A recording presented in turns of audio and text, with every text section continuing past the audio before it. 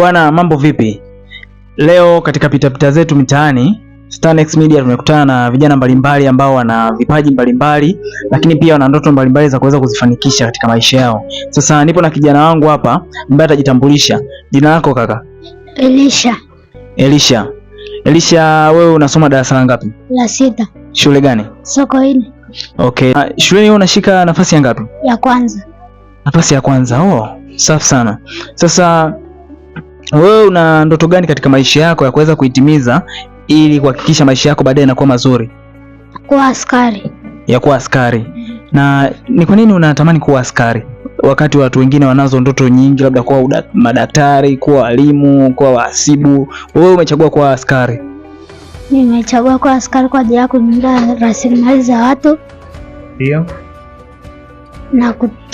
Na kuokoa taifa la baadaye. Na kuokoa taifa la baadaye. Bwana, vijana ni taifa la baadaye na ambalo linatarajiwa kuja kuleta matokeo chanya na makubwa ya baadaye. Kwa hiyo ni vizuri kusikiliza ndoto yake huyu kijana. Na na imani ya kwamba ni mbinu gani ambazo ukizitumia utakwenda kufikia malengo yako ya baadaye? Mbinu gani, kwenye kusoma labda ama kwenye kujimarisha kinidhamu? Kwenye kusoma. Kwenye kusoma. Ndiyo. Okay, na wewe unaamini ya kwamba inawezekana Tanzania baadaye ikaja kuwa Tanzania bora zaidi? Ndio. Unaiona wapi Tanzania ya kizazi chenu ambacho kitakuja baadaye, baada ya miaka 10? Unaionaje? Itakuwa Tanzania bora? Ndio. Ambayo ina ulinzi kweli? Ndio. Okay, safi sana. Na je, ni majukumu gani ya jeshi la ulinzi ama ni jukumu gani la mwanajeshi ambalo anapaswa kulitimiza? Ana jukumu gani mwanajeshi? Kukomboa taifa. Ndio. Na kulinda rasilimali.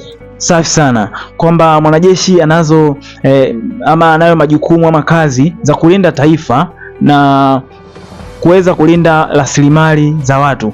Nadhani kijana anayo ndoto kubwa, na kuna mwandishi mmoja alishawahi kusema ya kwamba ni bora kufuata moyo wako na akili zako zinasema nini kuliko kuendelea kufuata jamii inasema nini kuhusu kipaji chako. Kwa hiyo vijana kama hawa wasipokuwa na mentor ambaye ataweza kuongoza kuelekea ndoto zao, wanaweza wakaja wakafeli vibaya. Kwa hiyo ni vyema kama wazazi, walimu kule mashuleni wakawa kama mamenta wazuri wa kuweza kwa challenge vijana hawa na kuwapa challenge nzuri ambazo zitakwenda kufikisha ndoto zao sehemu nzuri na kuwa na mafanikio yaliyo bora.